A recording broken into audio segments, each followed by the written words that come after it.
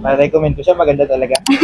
Walang masabi si Sir, Walang sobrang masabi. maganda. Salamat ng pick up. So guys, hindi nga lang pang pick up ang ating Predator. Lightweight. So guys, another na naman na Fortuner 2017 na nagpa-customize ng ating Predator steel bumper lightweight. So guys, again, sa mga gustong magpa-set up ng bumper gun na very lightweight, wala mangyari sa inyong stock or suspension. So dito na yan guys. So this one guys is ating Predator steel bumper, very lightweight siya. Sa mga nagtatanong, ito po ang inclusion niya. Ayan, yung mga LED na yan. Yung sensor nyo, hindi matatanggal. Tignan natin ang look, guys. Ito, oh. Yan ang look niya. Sa mga nagtatanong kung ano ang kanyang specs ng gulong, ayan yung look niya. 275, 55, R20. Naka-KO2 na gulong si Sir. And naka-black rhino siya. Ang size ng gulong niya is 20. So, guys, ito yung kasama niyan. Ito, oh, underwing.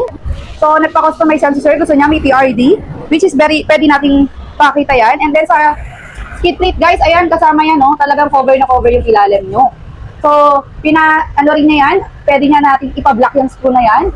And available din po yan, meron na siyang shackle. And sa mga nagtatanong, hindi po ito hollow ha. This one is welded and solid po yan. And at the same time, pwede ka po maglagay dito ng antenna or LED bar, which is I think 42 inches. Okay? So guys, I'm sure everyone is very thrilled na naman. Bakit may nagpa-set up ng Fortuner sa kanila? Kasi nasa guys, very lightweight siya. And at the same time guys, ito yung pinakabit niya, customized din to. Guys, napakalaking tulong kasi nitong ating rear bar.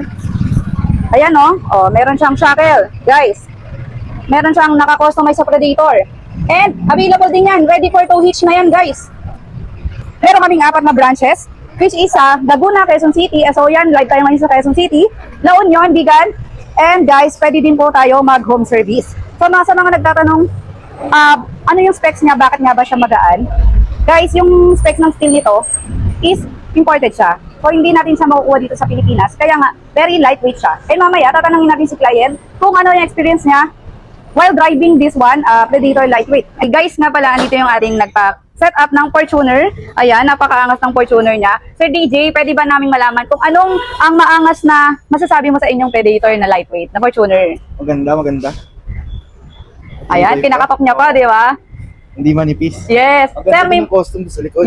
Lupit, lupit. So guys, nga pala, this one, Sir nga pala, marami kasing client namin, sabi niya, bakit lightweight? Di manipis yan. Sir, ikaw na magsabi kung manipis. Hindi, makapal. 3.5 mm yan, sir. Oo nga. Opo. So guys nga pala, ito pinakustomize niya sa TRD. And also this one, TRD rin yan sa in-all black natin. Then yung request niyo sir na all black din lahat ng bolts. Naka ano yan, sir. Sir, ano bang masasabi mo sir sa ating Predator lightweight? Mare-recommend niyo po ba siya? Mare-recommend ko ito, maganda tapos mabilis pa. Yes. Yung request na oras, 1 linggo lang. Opo, tama sir. Di ba sir, kasi nga, sir may tanong ang mga madlang pick-up. Bakit ka nga ba nagpa-Predator lightweight?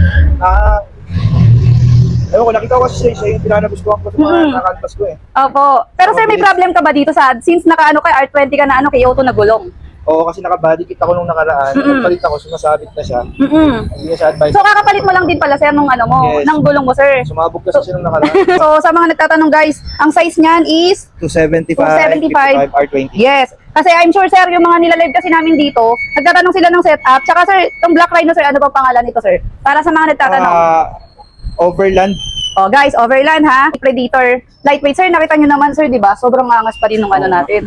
Parang ano siya sir, parang talagang pang Fortuner siya. Kumbaga hindi siya yung mga sinet up na masagwa. Di ba sir, may mga ganun tayo. Ito sir, Custom made talaga to. Ganda. Oo, sir. Sir, nasunod ang ating PR. Okay. Sir, marirecommend nyo ba sila Predator lightweight sa inyong mga ka-Fortuner na group, sir, in case? Ma-recommend ko siya, maganda talaga. Walang masabi si sir, sobrang maganda. Sir, thank you po Makita ko sa malayo. Apo, sige po. Thank you. Salamat sir. Guys, final look. Ayan. Kasama yung skid plate, customized with the TRD brand. Predator lightweight, sa mga nagtatanong, gaano kagaan siya, sobrang gaan niya. Again, nagpakabit siya ng rear bar natin. Customized pang protection sa mga motor or kung sino man. Iwas gas-gas. Ganyan yung pinaka-setup niya. Okay, so guys, napakaangas. So ano pa inaantay nyo sir? Mga ma'am, sir, punta na po tayo sa ating 4 branches.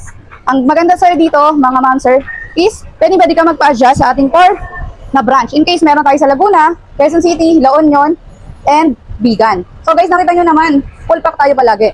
And at the same time guys, maganda ang ating review for the after sale. So ano nga pang inaantay natin? So guys, message lang po kayo for appointment. Salamat!